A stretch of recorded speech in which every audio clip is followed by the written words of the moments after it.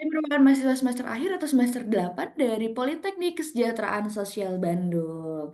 Baik Bapak dan Ibu, bahwasanya narasumber kita siang hari ini, Dr. Yunus merupakan sosok yang luar biasa.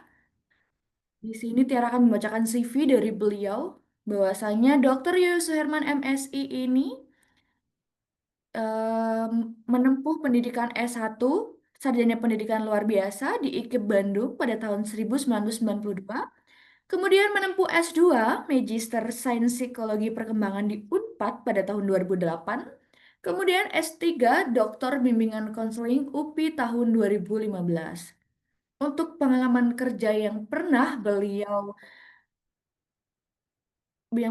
ikuti adalah dosen Departemen Pendidikan Khusus FIPUP pada tahun 1993 sampai dengan sekarang. Kemudian Ketua Departemen Pendidikan Khusus periode 2019 sampai 2023.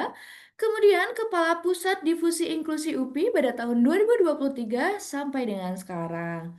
Untuk sertifikat yang pernah beliau raih merupakan Certificate of Competence Research Reviewer, kemudian sertifikat pendidik atau dosen, sertifikat reviewer penelitian dan pengabdian masyarakat LPPM UPI, kemudian sertifikat of competence instruktur, kemudian sertifikat asesor beban kerja dosen, awards dosen berprestasi 3 FIP UPI, award karya bakti satya pengabdian 10 tahun, kemudian award karya bakti satya pengabdian 20 tahun dan pengabdian 30 tahun dari Rektor UPI. Nah, Bapak dan Ibu, banyak sekali apabila dari satu persatu saya bacakan ternyata ada berlembar-lembar CV dari Bapak Yuyus ini. Baik, Bapak Yuyus, apakah sudah ada di Zoom?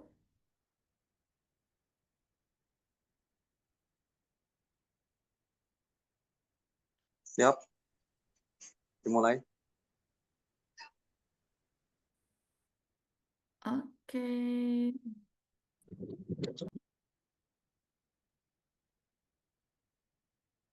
Halo Bapak Yuyus.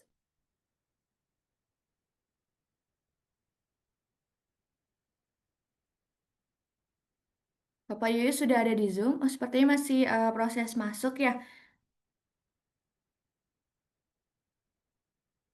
Iya, sedang proses masuk, Mbak Tiara.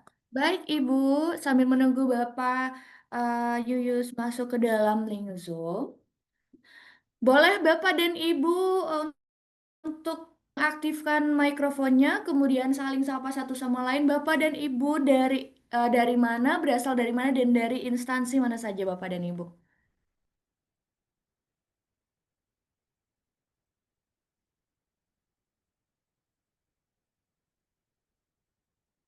Dari kolom chat sudah ada PSM Langkat Sumatera Utara hadir. Jam berapa dimulai? Ini akan segera dimulai, Ibu.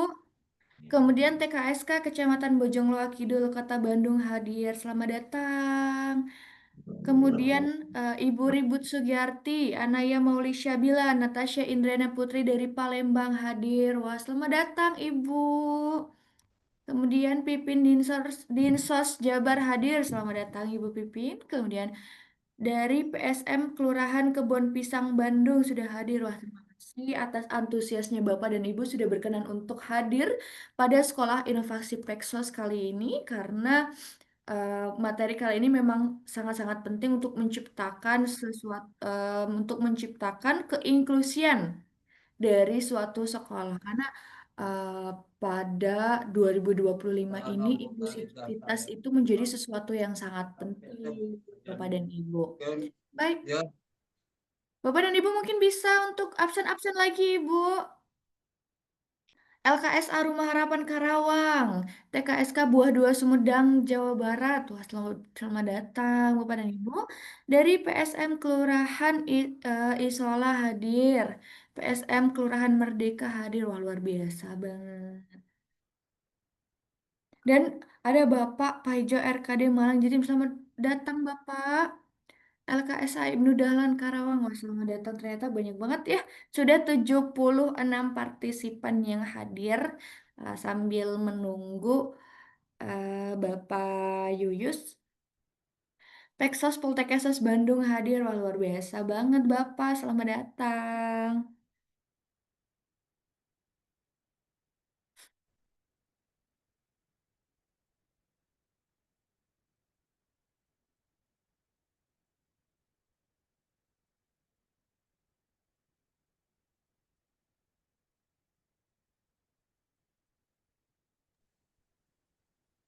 Mbak Tiara barusan narsumnya menginformasikan mohon tunggu sebentar karena ini ada problem belum bisa masuk sebentar ya katanya. Baik Ibu, terima kasih Ibu informasinya.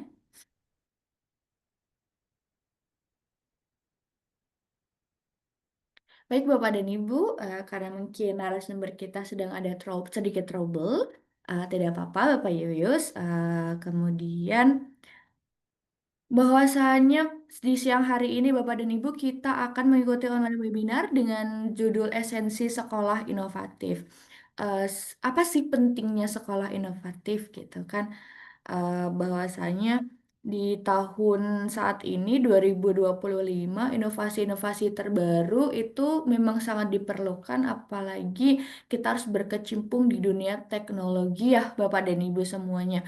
Mungkin nanti setelah ada paparan dari Bapak Yuyus, akan ada sesi tanya jawab gitu yang interaktif, yang benar-benar akan menjawab dari seluruh pertanyaan-pertanyaan dari Bapak dan Ibu yang wah saya kepo banget sih sama inovasi A, saya inovasi B, inovasi C seperti itu.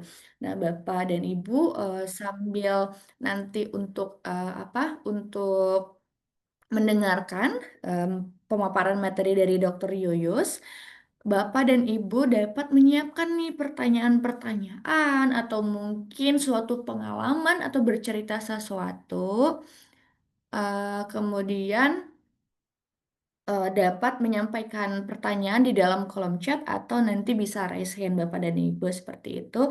Dan pada siang hari ini kita dimulai pukul 13.00 dan akan berakhir pada pukul 15.00. Bapak Agus Elia sambil menunggu narsum, alangkah baiknya sejarah terbentuknya SIP atau Sekolah Inovasi Peksos disampaikan. Ibu Mulyati, bagaimana Ibu? Ini sebentar, narasumbernya menyampaikan ke Ibu ini udah berusaha itu terus tapi belum bisa masuk. Oh iya Sebentar Ibu Ibu. ini dulu ya. Baik Ibu.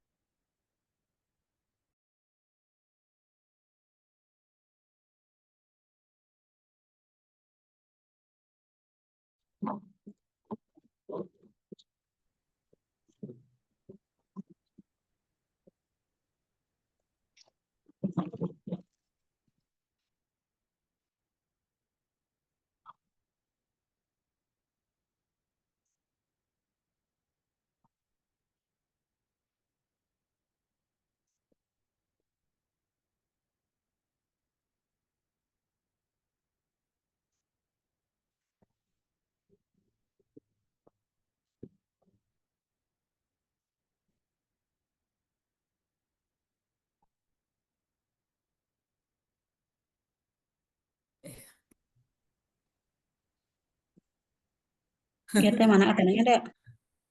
Siap, siap. Oke. Assalamualaikum. Mbak Tiara, Ya, Ibu. oke. Sambil menunggu narasumber ini sebetulnya udah berusaha terus masuk katanya udah standby tapi nggak tahu jaringan atau apa. Jadi punten ibu bapak peserta webinar SIP, narasumbernya sedang proses masuk. Insya Allah tidak ada kendala barangkali ya. Tadi ada yang bertanya ya. Iya, Ibu. Oke, siapa yang bertanya tadi, Neng? Dari Bapak Agus Elia, Ibu. Bagus, baik. Sebentar ini juga ibu kenapa videonya nggak bisa buka nih? Bentar.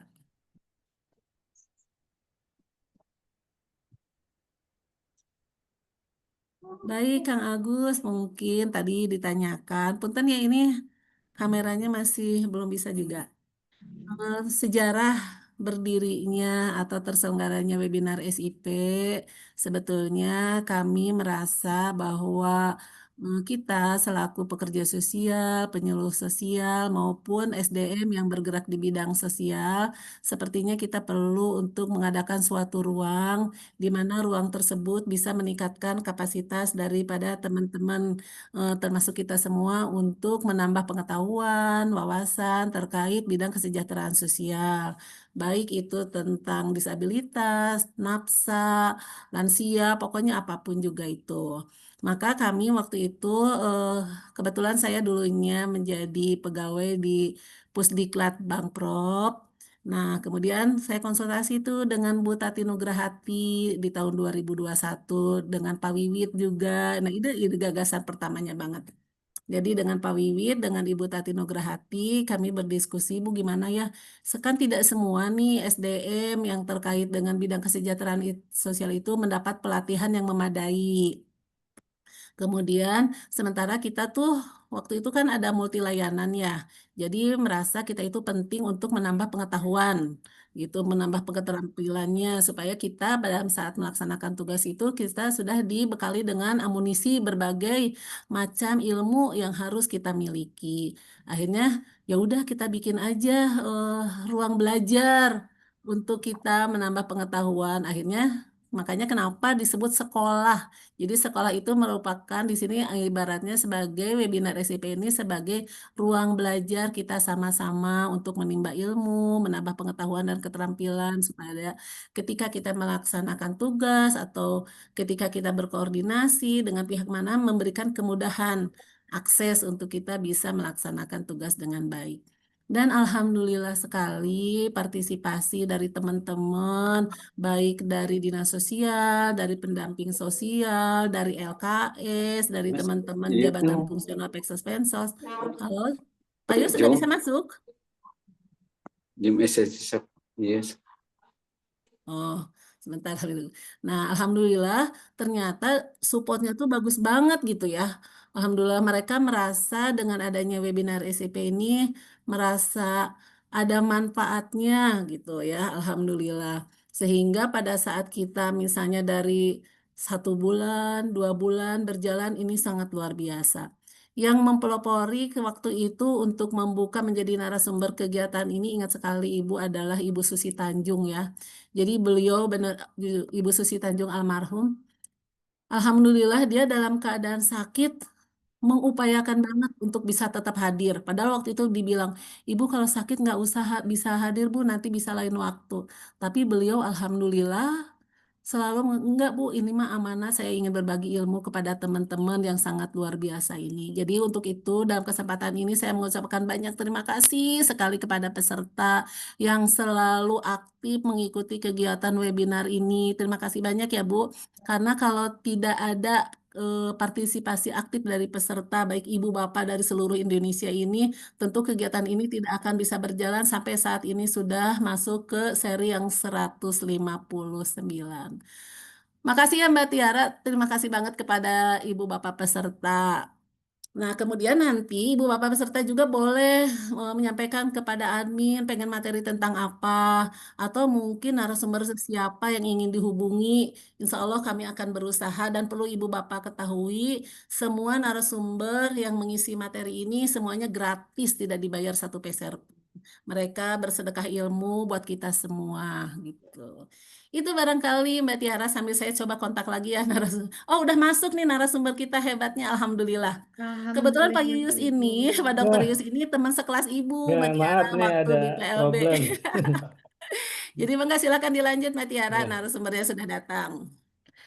Terima kasih Bu Mulyati atas sharing bagaimana terbentuknya Sekolah Inovasi Peksos yang luar biasa dari dulu sampai sekarang serinya 159. sebentar Wah, ya. luar biasa. Baik, selamat datang Bapak Yuyus. Apa Ya, kabar selamat. Bapak? Mohon maaf ya, ini agak ada problem tadi. Tidak apa-apa Bapak. Bagaimana Bapak untuk apakah untuk materi dan sebagainya sudah siap? Ya, bentar ya, bentar Baik ya. Bapak. Pak, kalau buka ini gimana Pak? Bagaimana Bapak? Pak, ini buka. Udah. Ini Bapak kemana di lagi? share-nya mau di sama ini aja, sama moderator boleh kirim ke saya dulu Pak Yuyus? Ya, sebentar ini Siap, lagi mangga nyari mangga. ini. Baik Bapak. Kenapa ini? Yang tadi itu ini kan? Saya tuh ini ya. Oh, kenapa? Kamu Mau ayah buka apa? buka Buka. ini zoom zoom gimana jam biasa? Ini ya. Ini tadi di Ini yang mana? Nggak ada di atas.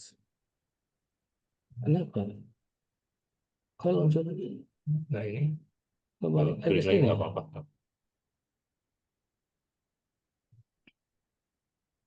Kok jadi keluar lagi? Kenapa ya? Itu Itu udah masuk coba Pak. lagi panik begini ya. Nah, Mana ini yang tadi? yang tadi Ini WA. Ini bukan wajah saya. kan Hmm, ini Zoom. buka meeting. Nah, kenapa Kenapa ya? ini ya?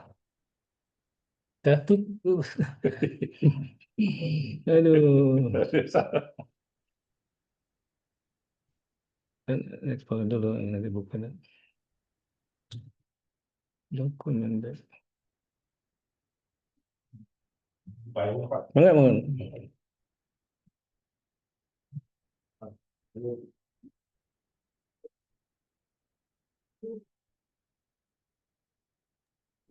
Sudah aman Bapak? Ya, maaf nih, ada. Kok jadi keluar lagi ya? Tidak apa-apa Bapak. Ya, kalau share mana share? Share-nya ke mana? Ini Udah oh, masuk ada, ini. udah masuk. Udah masuk belum ya? Untuk Halo? Zoom-nya sudah suara dan foto Bapak sudah ada, namun untuk materinya Hmm. Bapak apakah akan dikirim ke Oh Ibu ya, Yati atau bagaimana Bapak? Ya tinggal gitu aja. di share mana? Di share. Share. Iya, Nah, ini ya. nah itu tuh. Ini, Tadi. Nah, itu udah. Ini kan, udah. dapat ini Zoom ini. Nah ini sini Yang share. mana saya Buka, buka dulu gedein. Nah ini bagikan nih. kan? Nah mau yang mana? Yang mana tadi? Tadi Udah tidak dibuka belum? ini ya. Dibuka tadi. Hmm, Sudah. yang mana? Oke. Udah masuk ya? Sudah Bapak? Ya, ya. Mohon maaf ini, aduh. Jadi Ah, ya. ini Eh, Jumatannya agak lama tadi dan ini ada problemnya. Tidak apa-apa Bapak. Silakan. Untuk presentasinya apakah masih di ini Bapak? Di dalam file belum dibuka? Oh, belum dibuka ya? Oh, belum dibuka katanya.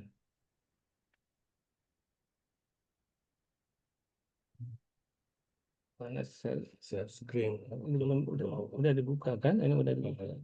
Jadi share Itu ini klik yang ini. ke bawah. Ini. Ini share screen ini bagikan. Tadi yang mana? Ini. Nah, klik 2 kali itu Pak. Klik 2 kali. Nah ini klik 2 kali. Klik. Nah Udah muncul ya? Sudah, Bapak. Sudah aman, Pak. Yang membesarkan ya. Ini ya. Tinggal di full screen aja itu. Oh, yang ini dia bisa Iya, kembalikan. betul. Tinggal di full screen saja, Bapak. Iya. Baik, ya, kalau share mana ya? Hmm?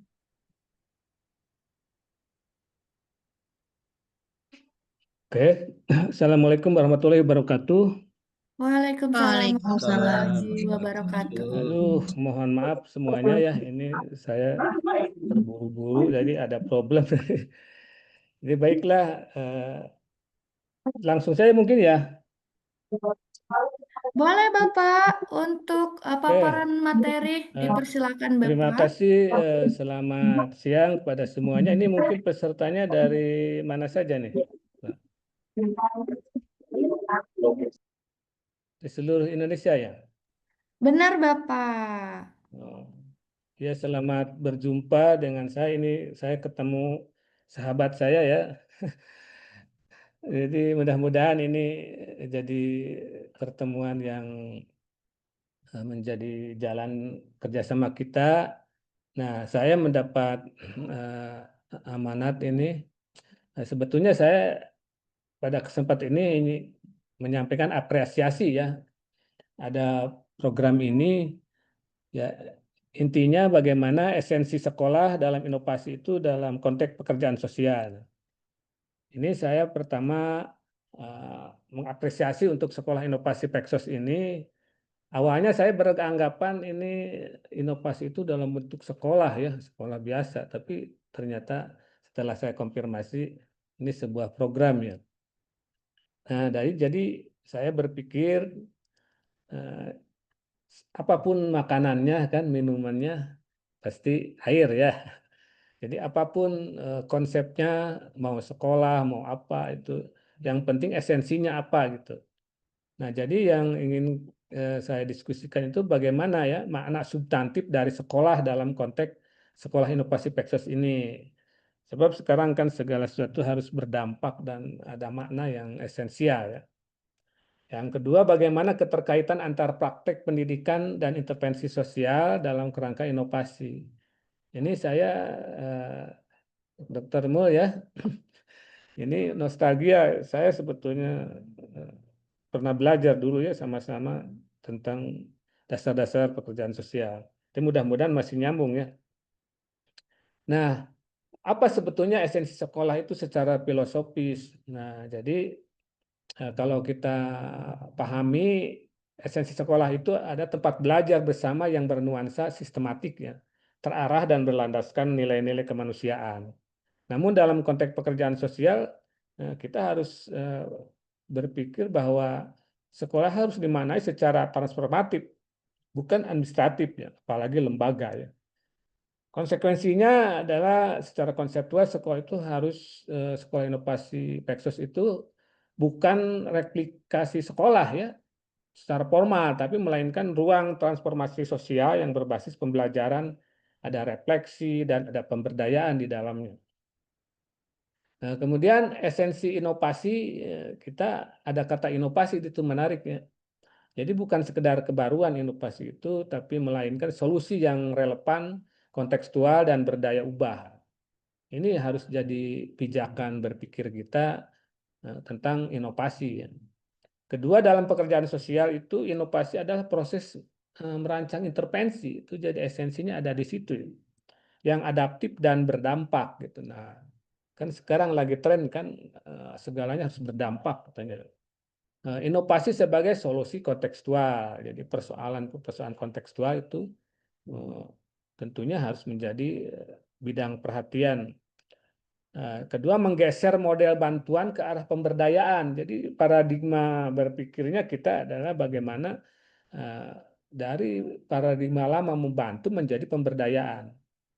Berikutnya adalah mengintegrasikan prinsip-prinsip keadilan sosial, inklusivitas, dan keberlanjutan. Nah, ini kebetulan saya memang agak selama ini konsen di inklusivitas ini, sebab inklusivitas itu kan menjadi isu umum ya di mana-mana itu ekonomi inklusif, kesehatan inklusif, masyarakat inklusif, termasuk pekerjaan juga harus konteksnya inklusivitas ya, dan berkelanjutan. Fokusnya pada kelompok rentan ya, salah satunya ya ingin kita bagi bersama diskusi itu berkaitan dengan disabilitas ya, termasuk lansia dan anak terlantar dan sebagainya. Nah, perubahan untuk keadilan sosial dalam konteks disabilitas itu sekarang memang harus menjadi paradigma baru untuk mencoba berpikir dari dimensi yang lebih humanistik ya, membangun kapasitas itu intinya itu agar mampu merespon kebutuhan kelompok yang rentan ini seperti penyandang disabilitas ini. Nah, kan pekerjaan sosial juga bersentuhan dengan disabilitas ya. Jadi inovasi bukan sekedar metodologi yang baru ya, tapi juga paradigma inklusif yang menempatkan penyandang disabilitas sebagai objek aktif dalam perubahan sosial ini yang kita targetkan konteks inklusif itu kan 2030 ya. Itu kesempatan kedua setelah 2015 secara dunia itu kan gagal ya. Artinya ditargetkan kembali untuk dicapai pada 2030 gitu. Berikutnya ada peningkatan kompetensi meliputi penguasaan prinsip-prinsip disability, inclusive development ya. Jadi pemahaman tentang model sosial disabilitas. Jadi ini cocok sekali ya untuk pekerjaan sosial karena memang paradigmanya kita mengarah kepada disabilitas sosial ya. Serta keterampilan dalam mengembangkan layanan berbasis istilahnya akomodasi yang layak ya dan universal design. Nah, ini isu-isu ini menjadi dasar ketika kita mengembangkan sebuah gagasan. Nah, dalam hal ini yaitu gagasan sekolah inovasi Pexos. Ini cukup bagus ya, sebuah terobosan yang tinggal kita bagaimana memberi makna kepada setiap program itu supaya berdampak gitu. Nah, apa itu sebetulnya disability inclusive development itu? Itu adalah sebuah isu besar yang sedang berkembang di seluruh dunia ya. Ini merupakan pendekatan pembangunan yang memastikan bahwa penyandang disabilitas itu diikutsertakan secara bermakna ya dalam semua aspek kehidupan sosial, ekonomi, politik, dan budaya. Nah, DID ini Disability Inclusive Development itu menempatkan inklusi sebagai prinsip keadilan sosial, ya. Social justice ini. Bukan sekedar kebijakan belas kasihan yang selama ini kan kita selalu terjebak pada aspek itu ya. Kemudian kompetensi yang dibutuhkan termasuk kemampuan mengintegrasikan prinsip inklusi disabilitas ini dalam kebijakan publik. Nah, termasuk setiap kementerian kan harus menaruh konsen kepada hal ini, harus punya respect ya. Kemudian perencanaan program dan pelaksanaan pelayanan di semua sektor. Walaupun ini referensinya bisa dilacak ya pada dokumen-dokumen internasional ya yang sudah ada ya, termasuk nasional. Berikutnya adalah model sosial disabilitas. Nah, ini yang harus menjadi perhatian kita ya. Apakah suara saya jelas sebelum kita lanjut? Baik Bapak, untuk suaranya Bapak jelas, namun untuk slide dari presentasinya masih belum berubah Bapak. Belum berubah. Iya, masih di slide pertama yang masih judul esensi Ya, sekolah dan sebentar inovasi ya. Bapak. Kenapa ya? Ini Mungkin sudah bisa saya diulangi lanjut. lagi Bapak. Slide-nya nggak bergeser ya? Iya, betul Bapak. Padahal saya coba kita cek lagi ya. Masih di slide 1 katanya.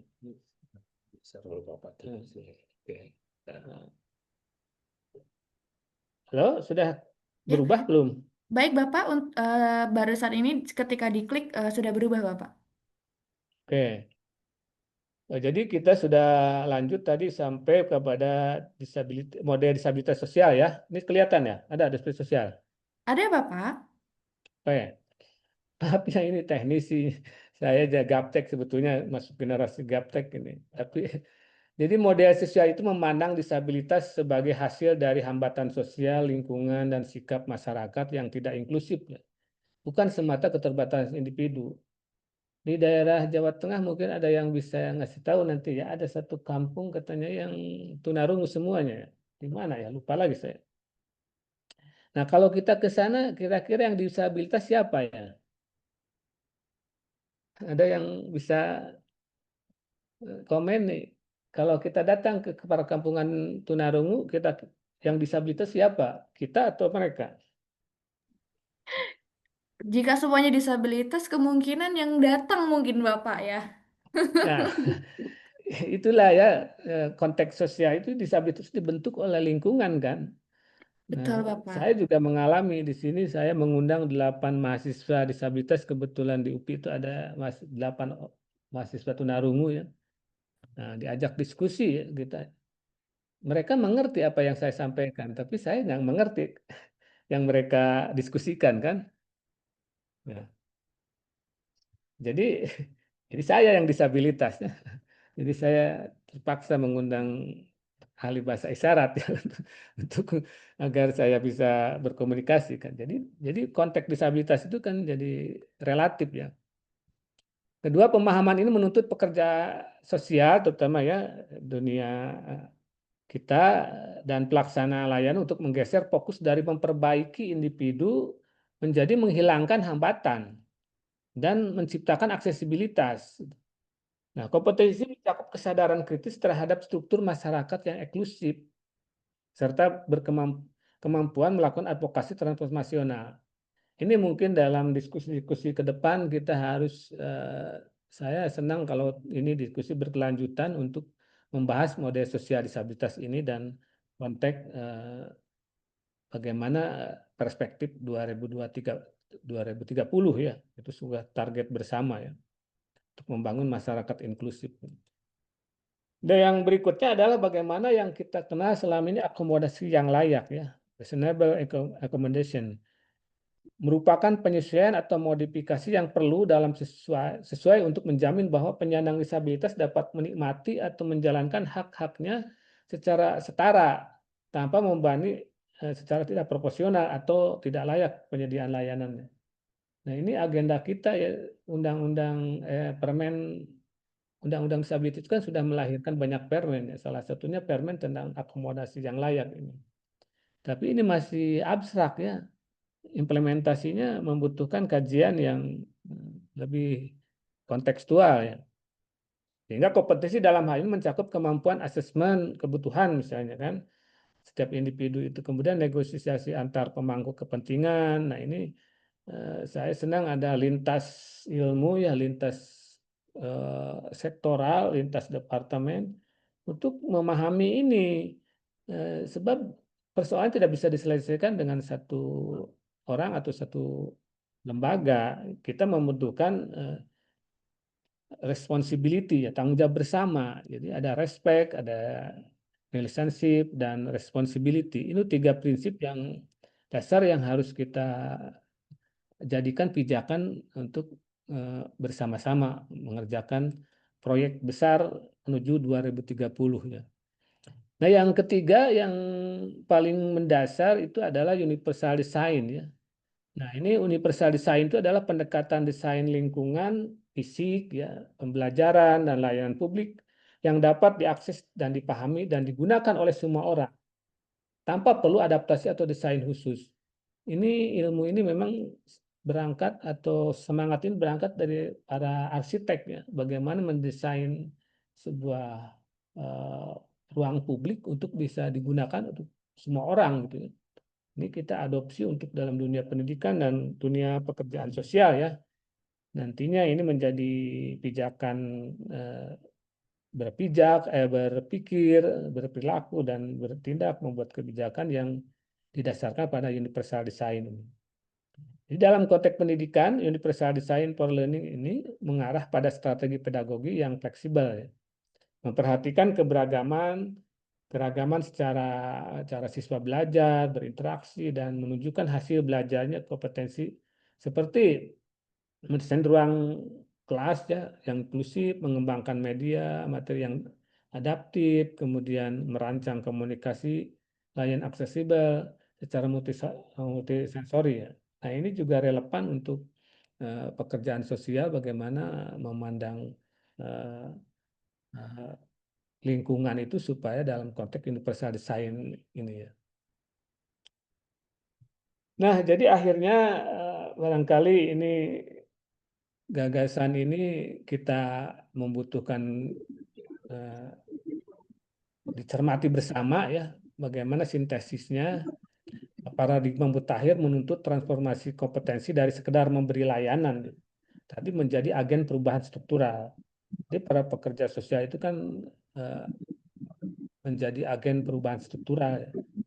Nah, pekerja sosial, tenaga pendamping, dosen, pengelola yang publik perlu memberdayakan dengan kerangka konseptual yang kuat dan keterampilan praktis yang sesuai dengan untuk menciptakan sistem yang inklusif, partisipatif, dan berkeadilan bagi penyandang disabilitas dan semua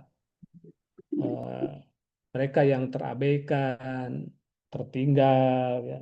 Jadi memang yang paling rentan kan yang disabilitas. Tapi intinya mereka yang rentan, terabaikan, tertinggal, dan kemudian terpinggirkan. Ya. Nah, satu hal lagi yang ingin kita diskusikan di sini atau sharing bagaimana transformasi sosial inklusif itu. Ini berkaitan dengan tantangan baru dalam pelayanan kesejahteraan sosial. Ini betul-betul harus menjadi pemikiran kita bersama. Setiap elemen ya, pendidikan, kemudian pekerjaan sosial, tumbuhnya tuntutan inovasi dan keberpihakan. Nah, jadi inovasi memang kata kunci.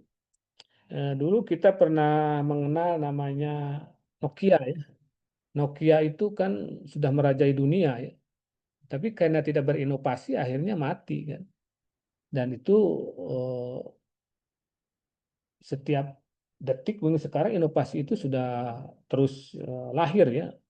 Itu sebuah keniscayaan untuk bertahan dan dalam zaman yang terus berubah.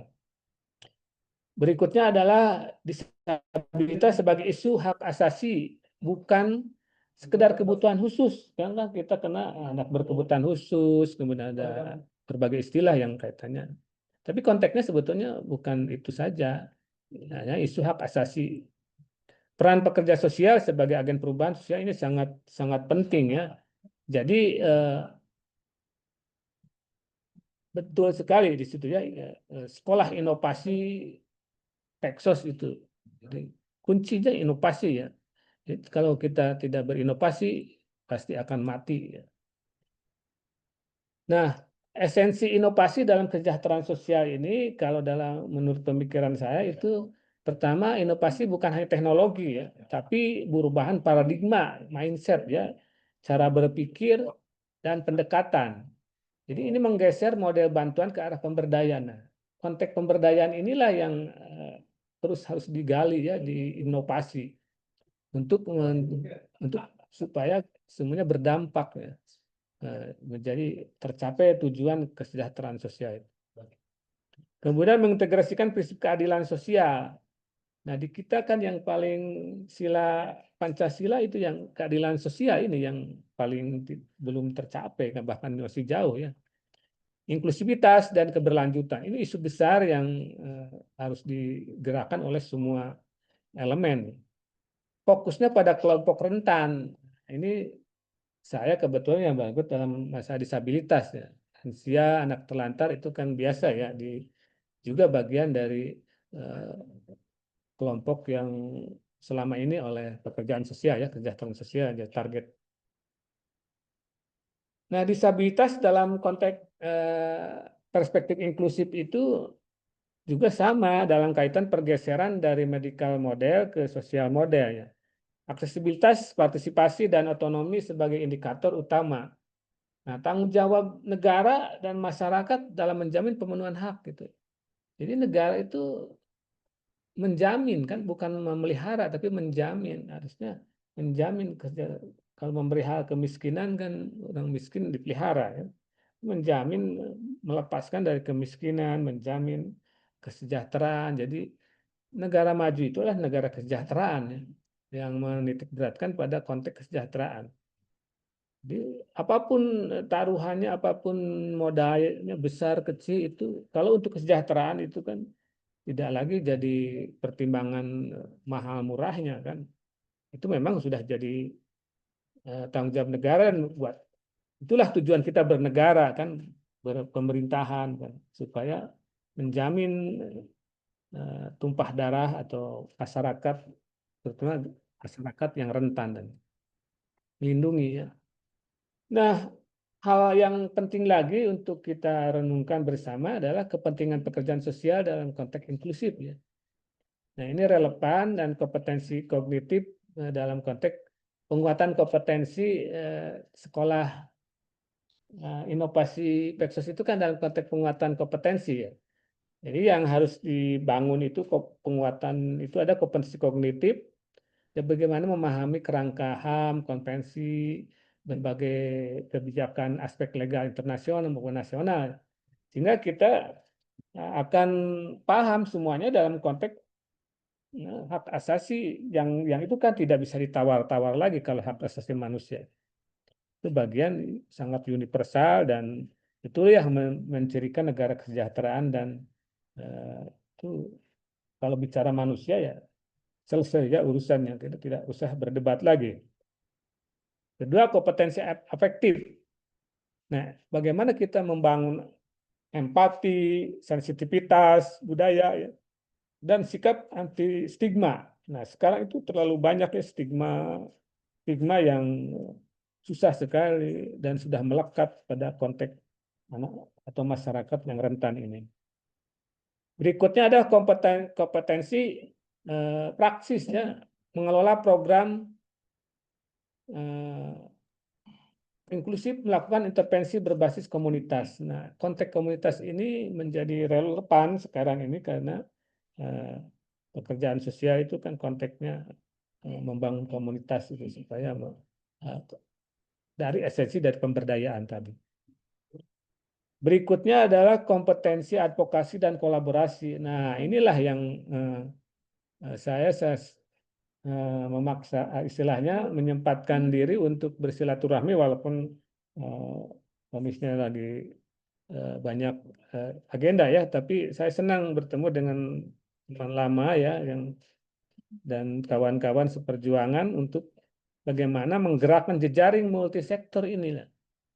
Nah, mudah-mudahan saya juga nanti punya acara ngopi di UPI ini, mungkin kita bisa kolaborasi untuk membangun semacam kampanye ya, kampanye untuk merubah mindset, kemudian membangun respect, membangun relationship dan membangun responsibility, tanggung jawab bersama. Sebab ini yang bergerak di bidang kemanusiaan itu banyak gitu ya. Yang bergerak di bidang pemberdayaan banyak, tapi sinergi ini tidak terbentuk itu masing-masing saja kan. Padahal objeknya sama kan, subjeknya sama.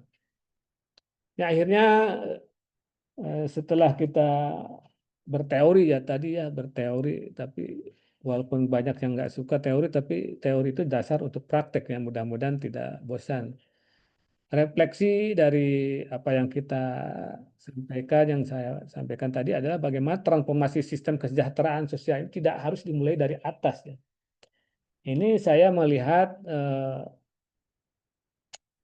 forum ini atau sekolah inovasi Peksos ini adalah lahir dari semangat ya yang ditumbuhkan dari praktek-praktek cerdas yang terakumulasi di lapangan. Ini baik sekali dan ini menjadi inspiratif bagi saya juga ini. Inilah inovasi sosial berbasis praksis kolektif, di mana pekerja sosial tidak hanya menjadi pelaksana kebijakan kan, tapi agen perubahan yang terus belajar dan berinovasi untuk keadilan sosial. Nah, kata kunci terus belajar, berinovasi untuk keadilan sosial ini menjadi pijakan berpikir semua gitu, semua kalangan mestinya kan. Saya juga sudah mencoba mengembangkan kampanye-kampanye ini supaya membentuk sinergi ya, kolaborasi semua yang bergerak dalam jalur yang satu frekuensi istilahnya itu bisa bersinergi untuk mencapai tujuan yang kita dekat sekali kan 5 tahun itu target 5 tahun 2030 itu eh, cukup riskan ya kalau kita tidak serius. Jadi 2045 tidak mungkin tercapai kalau 2030 eh, tidak sukses gitu kan. Evaluasi kan 15 tahun sekali kan. 2015 dievaluasi, kemudian Incheon Declaration di Korea 2015, kemudian ditargetkan 2030, 2030 ditargetkan 2045.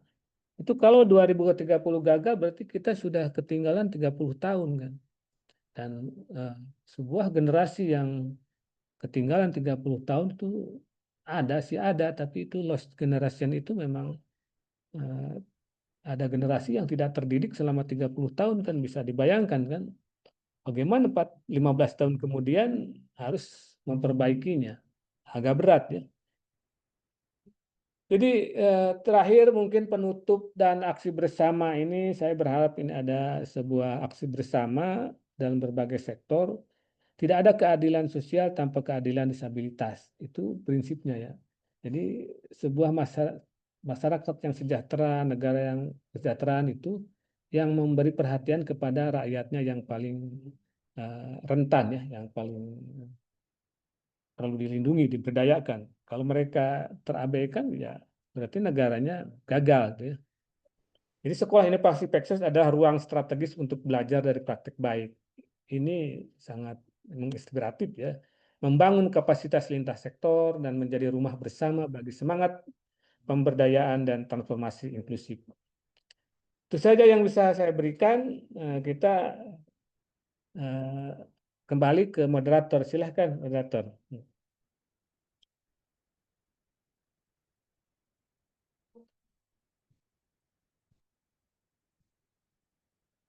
Baik Bapak, terima kasih atas pemaparan materinya Bapak. Wah, luar biasa sekali Bapak, bahasanya inovasi itu bukan cuma wadah saja. Bahwasanya inovasi itu bukan sekedar pembaruan, tapi kalau zaman sekarang itu harus adaptif dan berdampak gitu ya Bapak. Wah, luar biasa sekali Bapak. Mungkin dari Bapak dan Ibu dapat menyampaikan pertanyaannya melalui kolom chat atau bisa raise hand untuk nanti moderator sampaikan kepada Bapak yang ingin bertanya.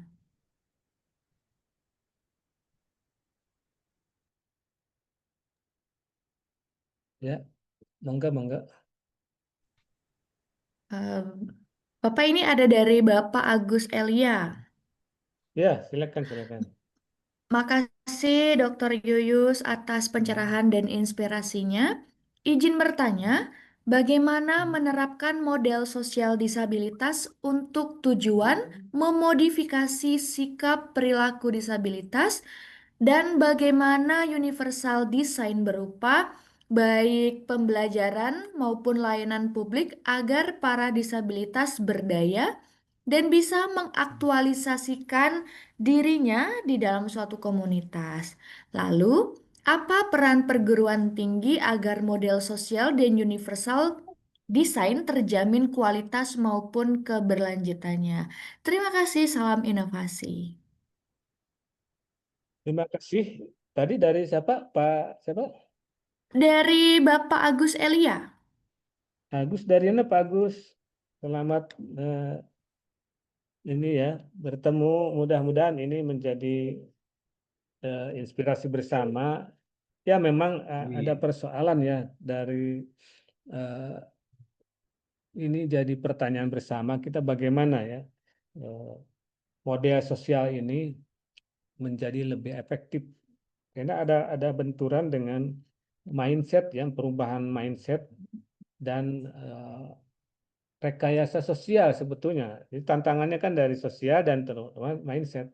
Sebetulnya ada dua hal yang menjadi kunci untuk mengimplementasikan konteks ini, yaitu pertama adalah bagaimana kita terus melakukan upaya perubahan mindset ya, cara pandang, cara berpikir dan dengan berbagai media sosial sekarang kan kampanye. Saya di UPI sendiri sedang mengembangkan namanya program mentoring, itu dalam konteks memberdayakan mahasiswa disabilitas ya. Jadi bukan lagi pendampingan, tapi mentoring yang memberdayakan, kemudian pelatihan akademik supaya mereka juga mau belajar untuk mandiri. Kemudian kita membangun tiga fondasi dasar untuk merubah mindset itu, yaitu dengan respect. Pertama kita membangun respect dulu itu. Segala persoalan itu akan terkunci kalau respect tidak ada gitu ya. Tapi ketika respect sudah dibuka, dibangun, maka masuklah ke relationship. Nah, pertemuan kita hari ini adalah dalam konteks membangun relationship ya, untuk mencari model-model yang solutif ya, untuk memecahkan masalah. Itu ada dasarnya dari ilmu ya. Segala sesuatu harus berbasis ilmu, karena itu jalannya, alatnya ya.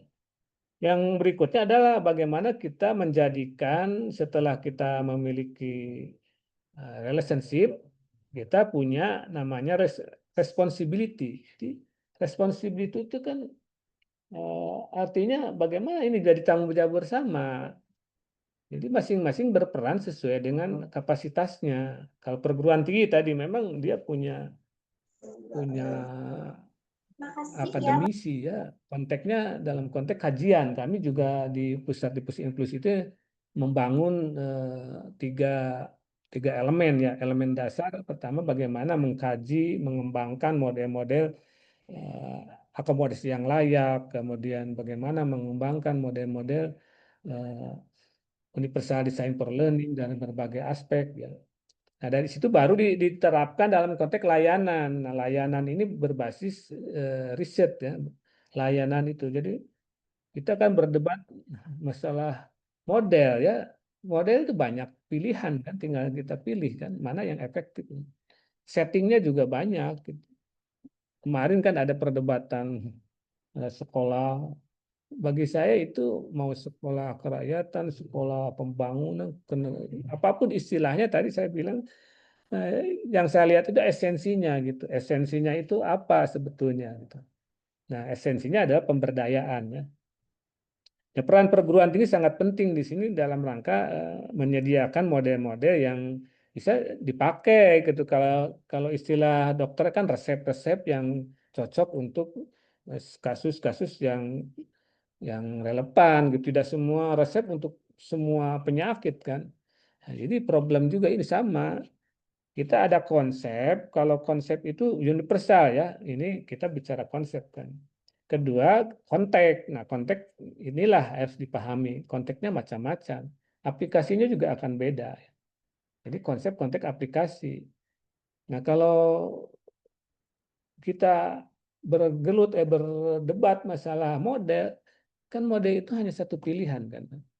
Nah, pemberdayaan itu tujuan bersama. Nah, bisa macam-macam gitu, tergantung konteksnya. Jadi saya tidak punya resep yang ini ya, tips segala macam. Hanya ini semacam best practice ya. Best practice itu praktek-praktek yang bisa dijadikan bahan pijakan untuk bukan berarti satu resep itu, tapi itu menjadi referensi kita untuk mengambil tindakan yang berdasar gitu, akhirnya nanti berdampak gitu. Itu saja Pak Agus ya yang saya sampaikan. Ya, Mudah-mudahan makasih Pak lain Dokter. berdialog lagi ya. Terima kasih. Nah. Baik, terima kasih Bapak. Dan terima kasih juga kepada Bapak Agus Elia yang sudah menyampaikan pertanyaannya. Waduh, luar biasa Bapak, komen dari Bapak Agus Elia. Kami Peksos Poltekkes Bandung siap berkolaborasi dengan UPI dalam pengabdian masyarakat. Kita bikin pilot project di desa terdekat. Kami siap menerapkan model-model dan konsepnya. Luar biasa sekali Bapak, Ya, antusias. siap Agus. Baik Bapak, ada lagi dari Bapak Rasman. Sependapat bahwa bantuan sosial harus diarahkan kepada pemberdayaan sosial. Namun bagaimana strategi pemberdayaan sosial yang tepat bagi keluarga yang konsumtif tinggi atau banyak beban tanggungan keluarga dan keluarga tersebut terlilit hutang, Bapak? Oke, ini dari Bapak siapa? Bapak Rasman. Pak Rasman. Ya, Pak Rasman, memang strategi itu akan memang kan yang kita maklumi, nggak ada anak miskin, nggak ada anak yang berkebutuhan khusus sebetulnya ya, paradigmanya. Yang ada kan orang tuanya yang miskin, orang tuanya yang kurang berdaya. Ya. Dulu ada program Posdaya ya, program pemberdayaan keluarga kalau tidak salah itu. Kemana lagi nah itu program? Nah, dalam konteks negara kesejahteraan sebetulnya itu yang paling menjadi perhatian itu ada pemberdayaan keluarga kan. Ya memang kalau beban keluarga itu ya anaknya juga ikut tidak berkembang kan karena keluarganya memang tidak berdaya gitu ya. Kenapa orang kaya nggak ada anak orang kaya kan? Yang kaya kan orang tuanya kan. Jadi sehingga karena orang tuanya berdaya maka anaknya jadi berdaya kan. Nah ini jadi perhatian kita memang ada dua hal yang harus menjadi titik pemberdayaan orang keluarga itu. Pertama ya dia harus dijamin eh, kesehatannya kan. Jaminan kesehatan ini penting gitu. Kalau sakit kan jadi beban ekonomi juga itu dia tidak bisa berusaha, kemudian eh, tidak berdaya dalam konteks ekonomi, tidak berdaya dalam konteks sosial karena kesehatannya tidak terjamin. Nah ini kita kan eh, aspek kesehatan ini menjadi titik sentral ya. Jadi harus disentuh, diberdayakan konteks kesehatan keluarganya. Kedua dalam konteks pendidikan. Nah, konteks pendidikan ini cara solutif untuk merubah keluarga gitu, termasuk kesehatan gitu. Di UPI itu ada mahasiswa Kabupaten Siak ya kerjasama waktu saya jadi Kaprodi Pendidikan UPI itu kami bekerja sama dengan Kabupaten Siak ya. Mereka punya program satu keluarga satu sarjana itu bagus sekali itu beasiswa dari Kabupaten Siak ya. Dan itu dari mereka diambil dari pelosok-pelosok kampung ya, bahkan dari pedalaman itu untuk sekolah di UPI gitu. Mereka harus sarjana sehingga kalau dalam satu keluarga ada sarjana kan otomatis diharapkan dia memberdayakan keluarganya, bisa mengangkat kesejahteraan keluarganya gitu. Nah, itu mungkin cara pandang yang harus didesiminasikan ya. Bagaimana setiap keluarga itu ada satu sarjana atau yang berpendidikan lebih dari keluarganya gitu, anak petani gitu. Kalau misalkan keluarga tukang tembok ya, itu kan kalau anaknya tidak sekolah dia akan terus kan berputar. Jadi dia tukang tembok semua gitu kan. Jadi akan itu pewarisan itu tidak ada yang merubah gitu kan kondisinya. Nah, jadi dua hal ya menurut saya Pak Rasman ya ada pemberdayaan keluarga itu ada dua titik. Pertama pendidikan dan kesehatan itu. Nah, bagaimana kita berkolaborasi untuk supaya dalam satu keluarga itu ada yang berpendidikan gitu untuk menjamin keluarganya gitu. Ya kalau berpendidikan berarti ada perubahan lah ya. Kalau tidak berpendidikan kan mungkin ada perubahan tapi tidak terlalu signifikan gitu. Itu saja Pak Rasman mungkin karena beban keluarga memang betul ya itu tantangan berat ya dari konteks pemberdayaan anak ya. Itu Pak Rasman barangkali ya yang bisa saya sampaikan. Terima kasih, Bapak. Bagaimana, Bapak Rasman? Wah, terima kasih seperti kata Bapak Rasman. Baik, Hmm. Bapak dan Ibu, apabila ada pertanyaan yang ingin disampaikan, dapat melalui kolom chat atau dari raise hand untuk disampaikan secara langsung kepada Dr. Yuyus, Bapak dan Ibu.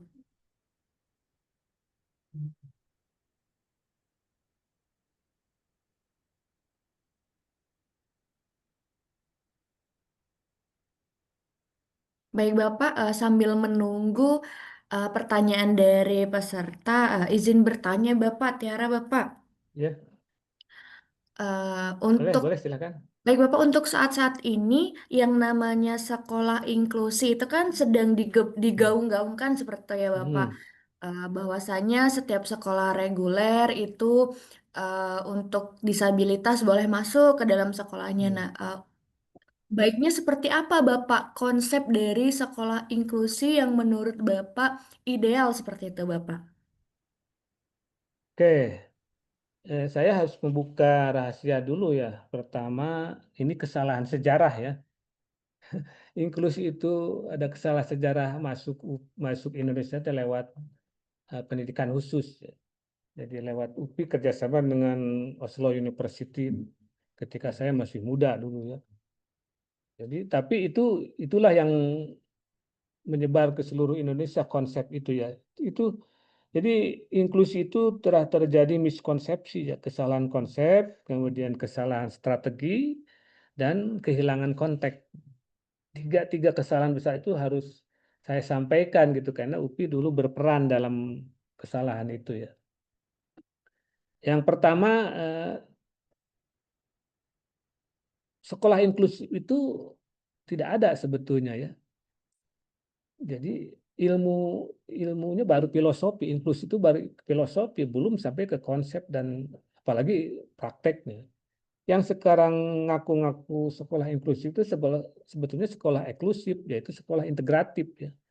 Di praktek pendidikan khusus itu kan terjadi dalam setting segregatif dan setting integratif. Jadi sampai sekarang sekolah inklusif belum ada sebetulnya. Karena konsepnya itu konsep pendidikan terpadu, konsep integratif. Jadi sebetulnya ada 10 elemen dasar yang harus dipenuhi untuk sebuah sekolah inklusif. Itu kata inklusif itu kan kata sifat. Jadi sekolah yang bersifat inklusi. Inklusi itu filosofi, inclusion ya. Kalau pendidikan inklusif ada inclusive education. Nah, tapi baiklah itu kan sudah terjadi ya, kita tinggal bagaimana yang disebut sekolah inklusif itu. Jadi sekolah inklusif basicnya adalah menghargai keberagaman dan berkeadilan, kesetaraan ya. Nah, implementasinya ada di Universal Design for Learning tadi gitu. Jadi di Universal Design for Learning itu dibagi 3, yaitu yang universal gitu. Jadi kurikulum itu pembelajaran itu desain ya bisa diikuti oleh semua gitu. Jadi sejak awal memang dirancang untuk semua gitu. Yang kedua baru yang spesial desainnya itulah yang konteks kekhususan ya. Dan yang ketiga yang kompleks. Nah, kompleks itu bagian dari psikolog, konselor, ya, konseling ya, dan sebagainya. Nah, itu diimplementasikan dalam konteks pembelajaran yang menghargai tadi kan sekarang pembelajaran yang bermutu lah intinya. Jadi sekolah inklusi itu sama dengan sekolah bermutu. Jadi harus tapi itu tidak akan pernah ada gitu karena pendidikan inklusi itu baru filosofi yang masuk kita itu yang dipahami filosofinya.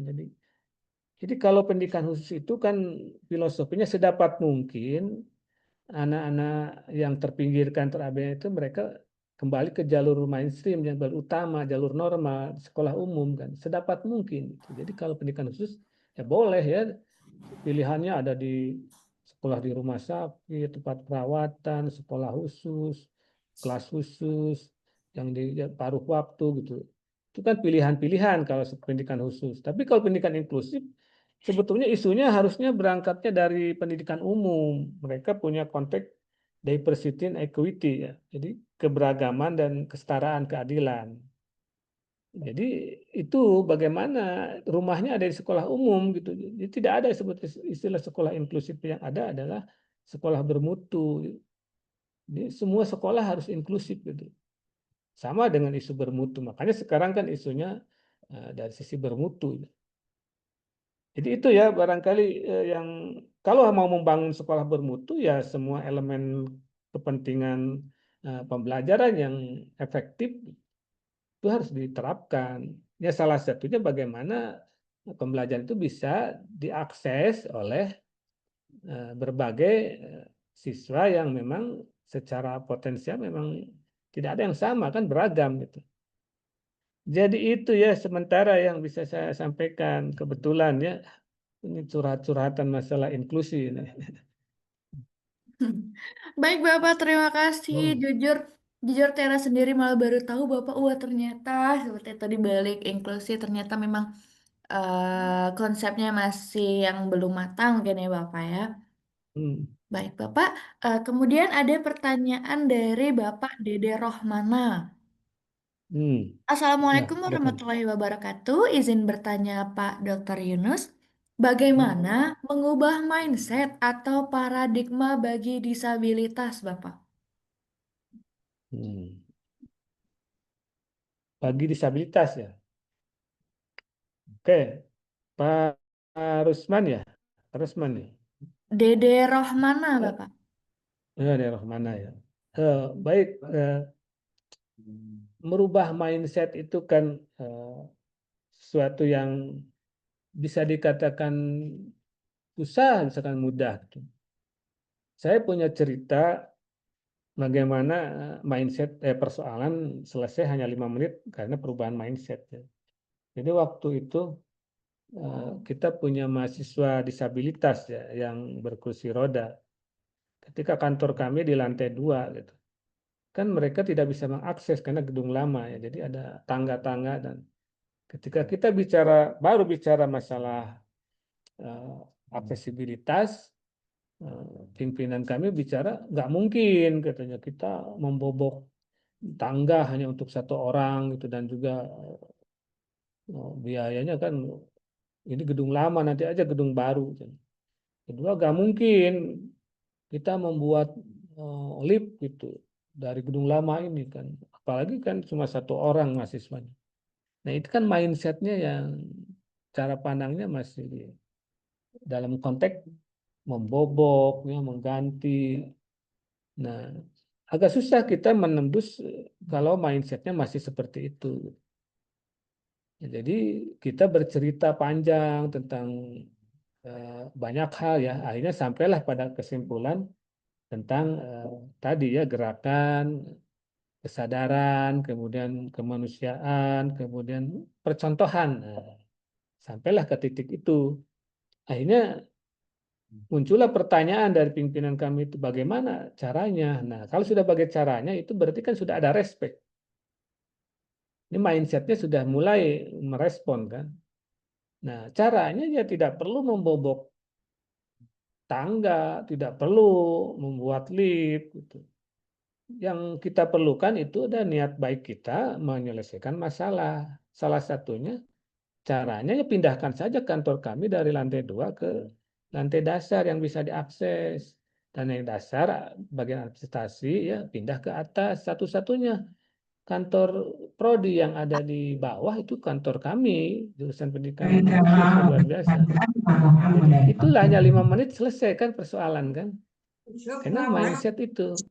Nah, jadi tugas kita adalah bagaimana membangun respect tadi, merubah respect, termasuk respect bagi disabilitas itu sendiri. Kebanyakan mereka tidak mau merubah ya, bagaimana seharusnya dan memahami masyarakat. Kalau terus-terusan dia tidak dibantu atau didampingi, kapan mereka bisa berdaya, kapan mereka bisa mandiri kan. Sementara di masyarakat itu kan tidak bisa kita mengandalkan, dia harus mandiri. Hidup di masyarakat juga kan harus mandiri gitu.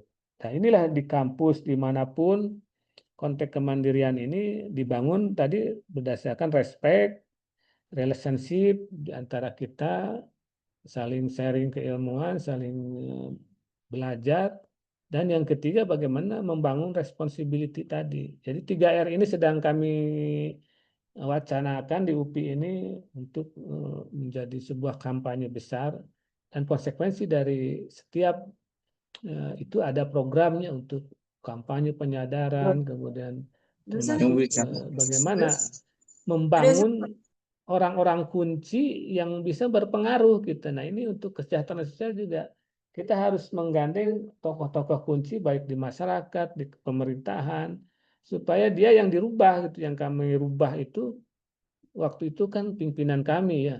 Kalau pimpinannya sudah berubah, mindsetnya kan dia akan berdampak kepada yang bawahannya kan.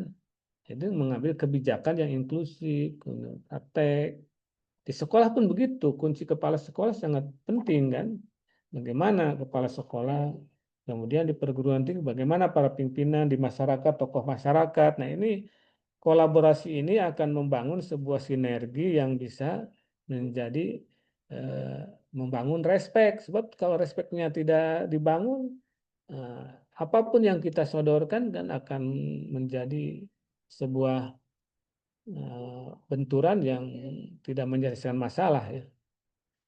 Begitu kira-kira ya. Mungkin ini tidak cukup ya waktunya. Mungkin di lain kali kita akan bicara lebih panjang persoalan ini ya.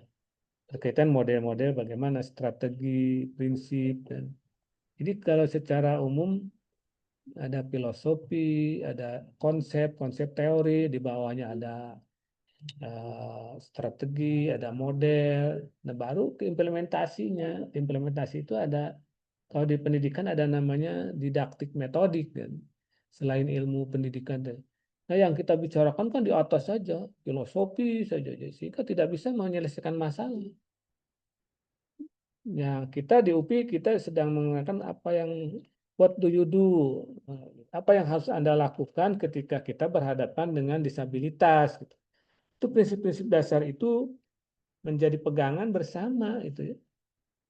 Jadi itu yang dikembangkan di negara-negara maju. Jadi respeknya kan sudah terbangun.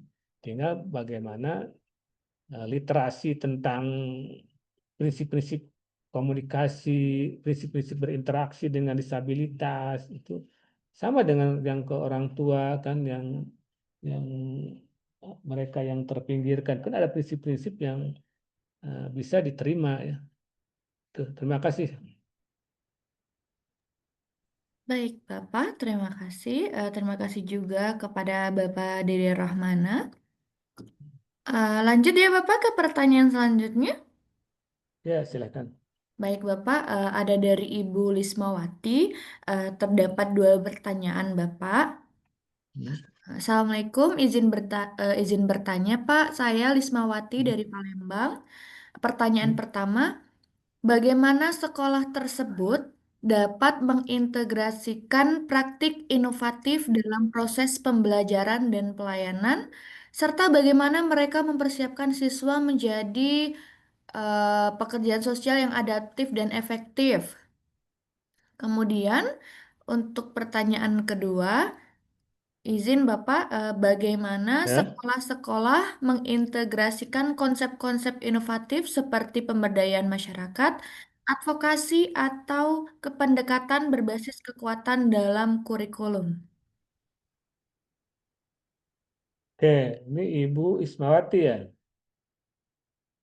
Untuk Ya, Pak. bagaimana mengintegrasikan sekolah inovatif dalam konteks siswa ya pekerjaan sosial. Nah, sebetulnya tadi ada 3 ya pendidikan itu dibangun berdasarkan 3 hal. Pertama, manajemen. Siapa yang punya kewenangan di konteks manajemen? Kedua, konteks akademik ya. Inovasi di bidang akademik. Dan ketiga di bidang konseling. Jadi tiga hal ini yang bersentuhan di sekolah itu sebetulnya masing-masing punya wilayah untuk mengembangkan kan bagaimana konteks inovasi ini. Di inovasi itu kan awalnya imitasi ya, imitasi meniru best practice, kita tiru praktek-praktek terbaik yang ada. Ya. Kedua, adaptasi. Nah, dari imitasi, adaptasi, dan ketiga inovasi gitu. Nah, tapi untuk inovasi itu tidak bisa langsung dari adaptasi ke inovasi, harus ada namanya kreativitas. Nah, kreativitas itu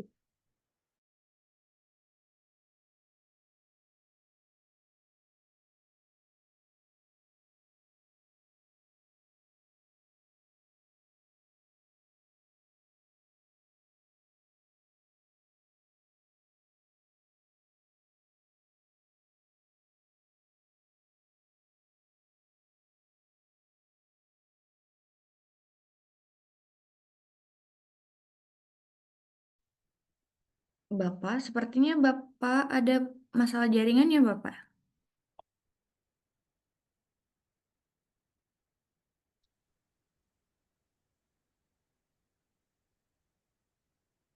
Baik, Bapak dan Ibu, sepertinya Bapak Yuyusnya sedang terdapat permasalahan jaringan sehingga terpental.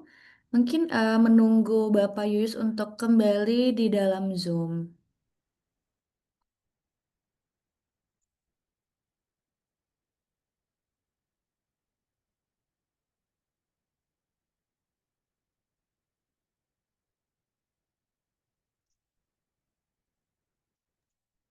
Benar, Bapak dan Ibu, Bapak Yuyusnya terpental dari Zoom meeting ini.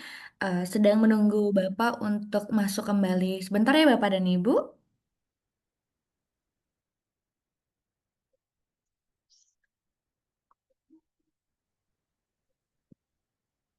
Oke, maaf ya.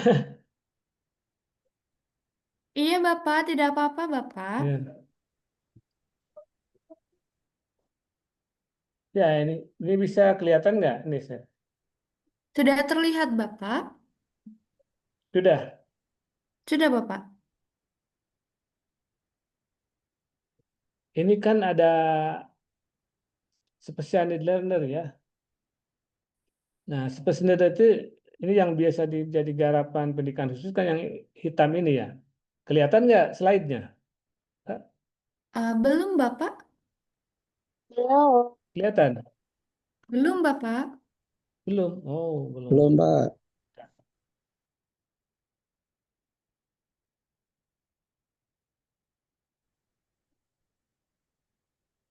Aduh.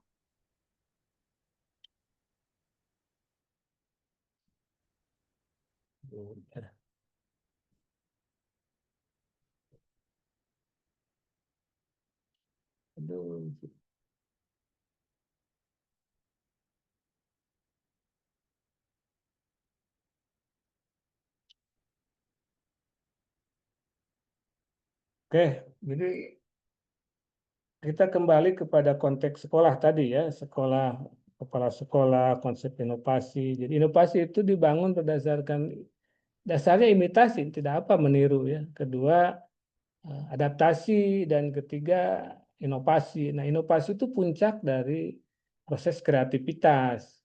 Tapi sayang di kita kan kreativitas itu biasanya guru kalau berbeda itu kan ditegur ya, semua serba seragam harus konteksnya. Nah, ini peran kepala sekolah itu harus melindungi bagaimana kreativitas guru itu dilindungi oleh kepala sekolah. Nah, kepala sekolah harus menjadi eh, promot ya, promot untuk perkembangan sekolah yang bermutu gitu. Bahkan termasuk pengawas. Sekarang nggak ada ya pengawas. Nah, itu kira-kira yang bisa dilakukan itu dalam 3 tahap tadi, imitasi, adaptasi, dan inovasi. Kurikulum itu sebetulnya tujuan ya. Kita suka terjebak pada perubahan kurikulum. Kurikulum tujuan seharusnya jelas, tidak perlu diperdebatkan gitu. Yang harus dicari itu solusi untuk model-model pembelajaran dan di dalam model itu barulah turun ke materi, metode, media. Di situ kan implementasi yang harus dilakukan guru, bagaimana strateginya bisa mm, untuk efektivitas pembelajaran gitu. Tidak lagi bicara kurikulum kan, kurikulum itu tujuan bersama sebetulnya. Bahkan dalam konteks dynamic kurikulum itu adalah guru itu sendiri. Dan esensi dari dynamic kurikulum itu dalam konteks inklusivitas itu adalah catatan harian gitu ya. Jadi setiap guru harus punya catatan harian tentang siswanya. Nah, jadi prinsipnya mereka belajar berdasarkan yang anak hari ini bisa, sehingga sangat individual kan. Itu ya gambarannya barangkali tadi Bu Mawati ya. Baik, Pak. Terima kasih, Pak, penjelasannya. Baik, terima kasih Mangga, Bapak, mangga. juga Ibu Lismawati yang sudah bertanya. Baik Bapak, ada pertanyaan lagi dari TKSK Bojongloa Kidul Bandung. Bandung nih. Benar Bapak, izin bertanya hampir sama dengan Pak Dede. Yang ingin saya tanyakan bagaimana cara membuka mindset atau paradigma dari keluarga penyandang disabilitas yang selalu menutup-nutupi anggota keluarganya terhadap penyandang disabilitas tersebut. Bahkan untuk melakukan pendataan pun sulit untuk masuk karena kurang dukungan dari keluarga. Seperti itu Bapak. Baik, ya. Oke, keluarga itu bagian dari tri ini ya. Jadi ada home, school, and community. Ada bagaimana di rumah, di sekolah, dan di komunitas. Ya. Jadi tiga, tiga dimensi dalam konteks sukses pembelajaran itu memang faktor keluarga ya. Termasuk kan dalam tahapan-tahapan ABK itu, orang tua yang memiliki ABK itu memang ada yang pertama awalnya kan bertahap ya, ada yang menolak, kemudian sangat melindungi, menerima, dan banyak tahapan-tahapannya itu. Mungkin orang tua yang menutup-nutup itu belum melewati tahapan-tahapan yang proses penerimaan ya. Jadi tahap puncaknya sebetulnya yang penerimaan yang sehat ya.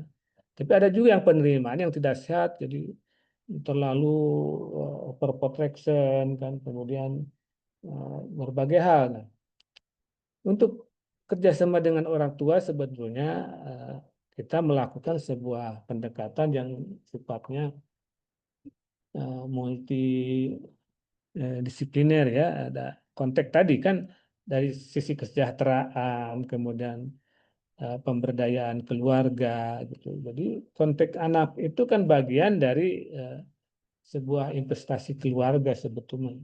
Jadi sebuah keluarga itu kalau dalam pemahaman Kabupaten Siak itu kan satu keluarga satu sarjana itu. Jadi itu harapan ya. Jadi ada harapan di keluarga itu terhadap anaknya ya. Sebagai ketika anaknya itu disabilitas misalnya. Saya punya banyak kasus sebetulnya tentang hal-hal itu yang tadi salah satunya adalah menutup-nutupi itu. Dari yang ekstrim sampai yang biasa ya. Nah, mulai kerjasama dengan keluarga itu kita bangun mindsetnya itu bersama ada komunitas kan. Nah, ada komunitas keluarga, jadi ada komunitas orang tua. Kami juga di UPI membentuk komunitas orang tua mahasiswa disabilitas. Tapi kan tidak semuanya memiliki pemahaman yang sama. Sehingga yang harus disadarkan adalah bagaimana konteks disabilitas itu tadi dipandang sebagai sebuah dalam konteks sosial gitu. Jadi kemudian kita pandang mereka dengan kampanye dan tadi merubah mindset melalui berbagai model ya, model penyadaran itu bahwa mereka itu bagian dari sebuah keberagaman gitu kan. Nah, tapi saya kira memang betul tidak mudah ya, diperlukan sebuah terobosan tadi yang saya tidak punya resep yang khusus ya, terobosan yang betul-betul bisa menjadikan orang tua jadi bagian dari program bersama gitu ya.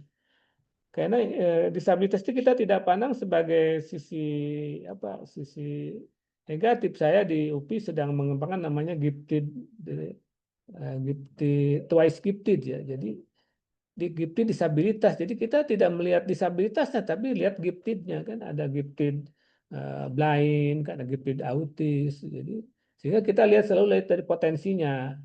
Jadi tertutup ya, selama ini kita lihat kan disabilitasnya, padahal setiap orang ada potensinya. Nah, kita balik dengan potensinya.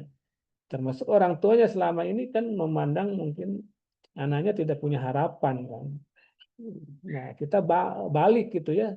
Ada sisi-sisi harapan dari potensi. Bahkan kalau ini berhasil, kami sedang mewacanakan ada program non-degree perguruan tinggi untuk menampung disabilitas supaya mereka punya kompetensi dan merasakan bagaimana pendidikan di perguruan tinggi walaupun itu program tidak bergelar ya, hanya 1 tahun atau mungkin berapa kayak pelatihan gitu ya. Nah, itu mereka terus mengalami sukses gitu, mengalami pendidikan. Bahkan di Jepang sudah ada ya perguruan tinggi untuk disabilitas walaupun hanya untuk tunanetra dan tunarungu. Itu saja mungkin ya, karena orang tua itu jadi bagian dari 3 ranah pendidikan itu home, school, and community. Itu Ibu Mas Mawati ya. Dari TKSK Bapak, Apa? dari TKSK Bojongloa Kidul yang bertanya Oh Bapak. ya betul. Terima kasih Pak Yuyus Herman atas pencerahannya. Ya.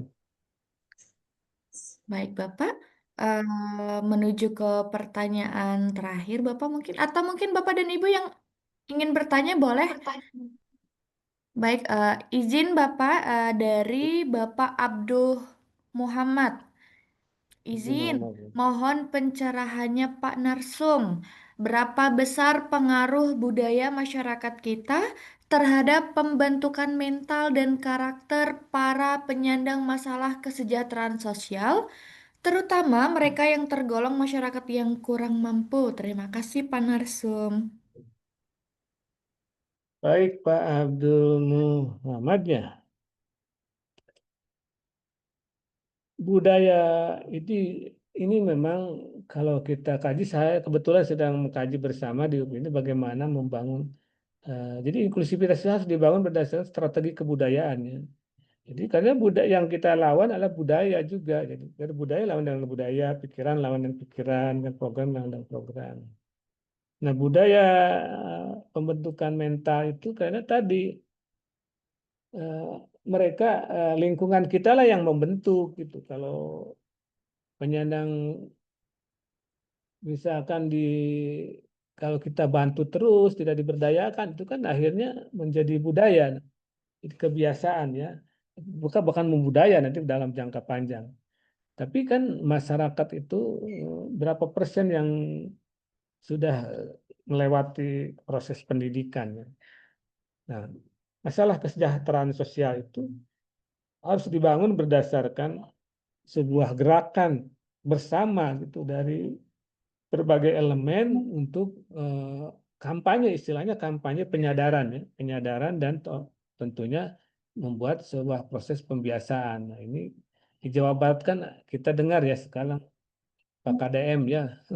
Ya itu sebuah gerakan ya yang sedang dibangun untuk mungkin dari satu sisi itu out of the box ya, tapi di sisi lain itu memang sebuah terobosan yang tentunya tinggal kita bersinergi gitu, saling melengkapi di mana sisi yang bisa kita lakukan gitu. Ini yang kita lakukan adalah bagaimana budaya yang selama ini kan kita itu dijajah berapa puluh tahun ya, berapa ratus tahun itu.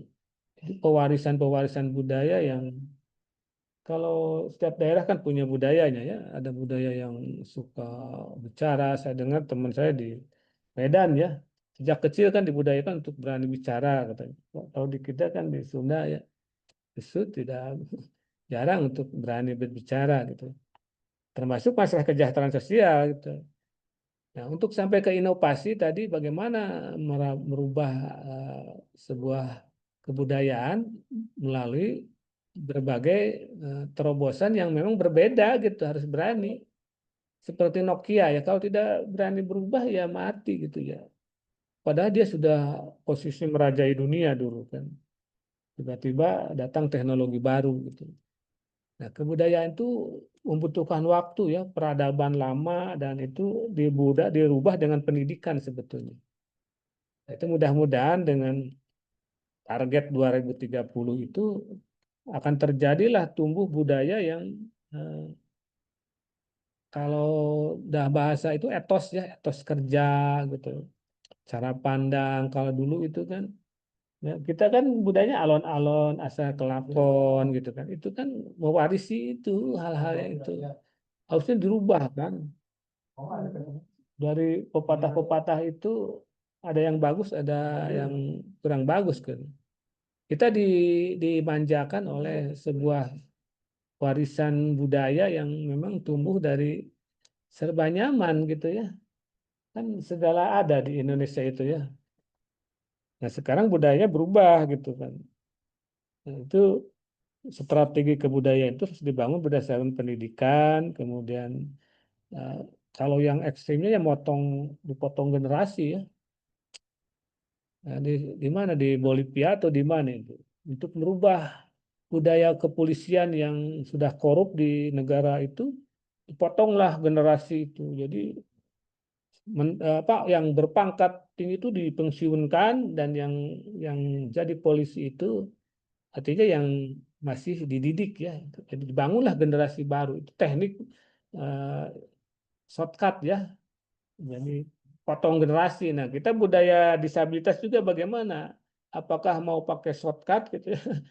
Potong generasi atau dibangun berdasarkan secara gradual, bertahap ya.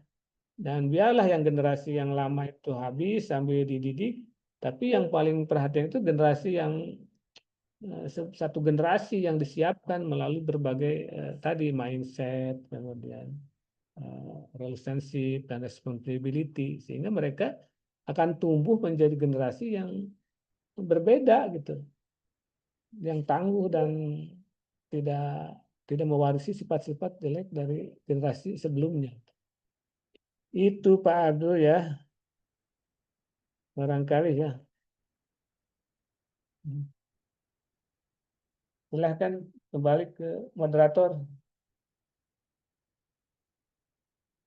Baik, Bapak. Wah, ya, ada feedback Bapak dari Bapak Suwiryo.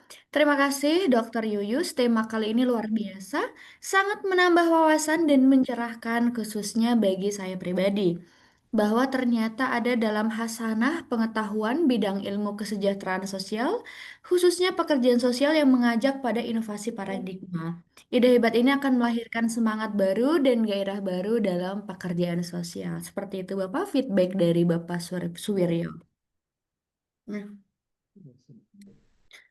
baik, Bapak dan Ibu, apakah ada pertanyaan atau mungkin sharing pengalaman yang ingin dibagikan kepada kita semua yang ada di sini?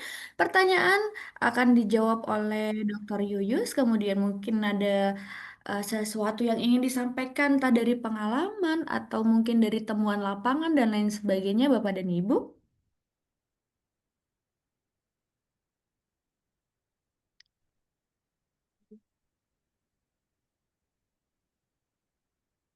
Sepertinya materi dari Bapak sangat jelas dan pertanyaan-pertanyaan semuanya sudah dijawab dengan baik oleh Bapak Yuyus. Wah, terima kasih ya Bapak untuk sharing ilmunya, untuk sharing pengalaman-pengalamannya juga. Bapak sudah berkecimpung di dunia eh, sekolah, di dunia inovasi dan lain sebagainya sudah cukup lama. Dan terima kasih sekali lagi kepada Bapak. Dan saya sebagai moderator juga mengucapkan banyak-banyak terima kasih kepada Bapak dan Ibu yang sudah berkenan untuk bergabung dalam Sekolah Inovasi Peksos seri 159 dengan tema Esensi Sekolah Inovatif. Sepertinya Bapak sudah tidak ada yang bertanya lagi. Kemudian setelah ini akan dilanjutkan foto bersama. Nah, sebelum sesi foto bersama, mungkin Bapak dan Ibu bisa mengisi link absen yang sudah Tiara bagikan di kolom chat. Kemudian setelah foto bersama, bisa Bapak dan Ibu untuk meninggalkan room Zoom. Dan sebelumnya, untuk foto bersama dulu, Bapak. Ya. Baik, karena ada 7 slide, maka akan ada 7 kali sesi foto. Untuk slide pertama, Bapak dan Ibu.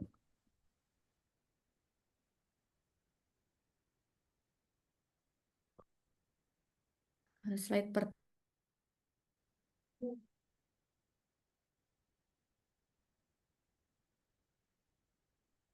Oke, kemudian slide 2.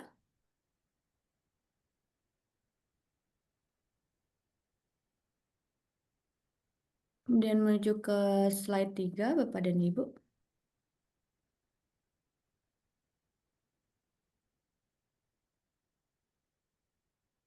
Kemudian slide 4.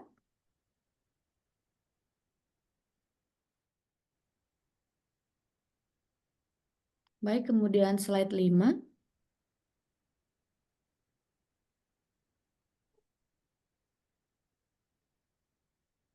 Baik, kemudian slide 6.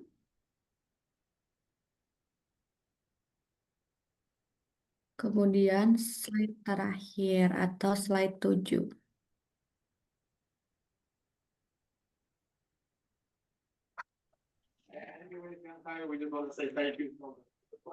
Baik, Bapak, sebelum mengakhiri dari sesi Sekolah Inovasi Peksos pada siang menuju sore hari ini, apakah ada closing statement Bapak dari Bapak yang bisa disampaikan untuk kami semua, Bapak? Ya, baik. Jadi memang ini sebuah gagasan yang saya apresiasi ya. Sekolah Inovasi Peksos ini sebuah inspirasi yang harus terus bergulir dan kita bersama-sama untuk bersinergi untuk membangun masyarakat yang berdaya dengan potensi yang ada.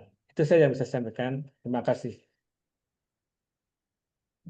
Baik, Bapak, terima kasih atas kehadiran Bapak dan kesediaan Bapak untuk menjadi narasumber pada Sekolah Inovasi Peksos di siang hari ini. Baik, Bapak dan Ibu, menuju di penghujung acara, sesi foto juga sudah dilaksanakan. Baik, Bapak dan Ibu, saya sebagai moderator, mohon maaf apabila terdapat kesalahan dalam mungkin pengucapan dan perbuatan, baik yang saya lakukan secara tidak sengaja maupun disengaja. Dan Ibu, terima kasih atas kesediaannya. Sampai bertemu kembali dalam Sekolah Inovasi Peksos selanjutnya. Sekian dari moderator. Terima Wassalamualaikum warahmatullahi kasih. wabarakatuh. Terima kasih Pak Yunus. Semuanya. Waalaikumsalam Nuhun, Pak warahmatullahi Dr. Yuyus. Izin, Lem. Terima kasih, Pak.